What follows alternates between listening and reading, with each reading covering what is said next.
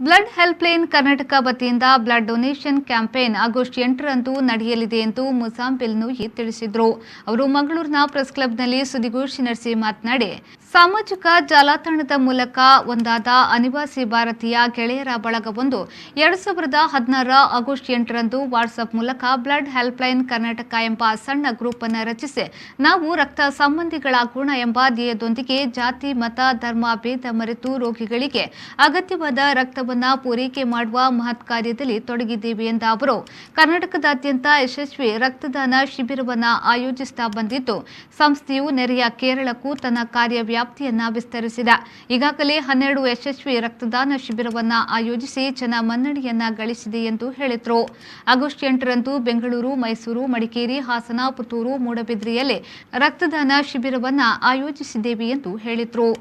2016 August 8ರಂದು ಸಣ್ಣ WhatsApp ಗ್ರೂಪಿನ ಮೂಲಕ blood helpline Karnataka ಎಂಬ ಸಂಸ್ಥೆಯನ್ನು ನಾವು ರಕ್ತ ಸಂಬಂಧಿಗಳಾಗೋಣ ಎಂಬ ಧ್ಯೇಯ ವಾಕ್ಯದೊಂದಿಗೆ ಯಾವುದೇ ಜಾತಿ, ಮತ ಭೇದಗಳನ್ನು ಮರೆತು ರೋಗಿಗಳಿಗೆ ಅಗತ್ಯವಾದ ರಕ್ತವನ್ನು ಪೂರೈಕೆ ಮಾಡುವ ಮಹತ್ ಕಾರ್ಯದಲ್ಲಿ ಕಳೆದ 2017ರಲ್ಲಿ ಕರ್ನಾಟಕ ಸರ್ಕಾರದಿಂದ ಅಧಿಕೃತವಾಗಿ ನೋಂದಾಯಿಸಲ್ಪಟ್ಟು ಬ್ಲಡ್ ಹೆಲ್ಪ್ಲೈನ್ ಕರ್ನಾಟಕ ನಮ್ಮ ಸಂಸ್ಥೆಯು ಮಂಗಳೂರಿಗೆ ಮಾತ್ರವೇ ಸೀಮಿತವಾಗಿರದೆ ಸುತ್ತಮುತ್ತಲಿನ ಪ್ರದೇಶಗಳಾದಂತಹ ಸುಳ್ಯ, ಪುತ್ತೂರು, ಬೆಳ್ತಂಗಡಿ, ಮೂಡಬಿದ್ರೆ, ಮಡಿಕೇರಿ ಹಾಗೂ ನೆರೆಯ ಜಿಲ್ಲೆಗಳಾದ ಮಣಿಪಾಲ, ಉಡುಪಿ, ಚಿಕ್ಕಮಗಳೂರು, ರಾಯಚೂರು, ಕಲಬುರಗಿ ಮುಂತಾದ ಕರ್ನಾಟಕದ ಬಹುತೇಕ ಮಹಾನಗರಗಳಲ್ಲಿಯೂ ರೋಗಿಗಳಿಗೆ ಅಗತ್ಯ ರಕ್ತ ಪೂರೈಕೆ ಮಾಡುವ ಮಹತ್ತರವಾದ ಕಾರ್ಯದಲ್ಲಿ ತೊಡಗಿಕೊಂಡಿದೆ. ಅದಲ್ಲದೆ ಸೌದಿ ಅರೇಬಿಯಾ ಮತ್ತು ಯುನೈಟೆಡ್ ಅರಬ್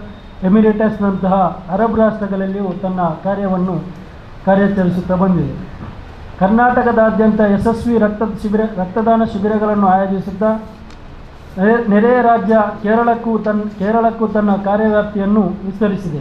ಈಗಾಗಲೇ 12 ಯಶಸ್ವಿ ರಕ್ತದಾನ ಶಿಬಿರಗಳನ್ನು ಆಯೋಜಿಸಿ ಜನಮನ್ನಣೆಯನ್ನು ಕೂಡ ಗಳಿಸಿದೆ.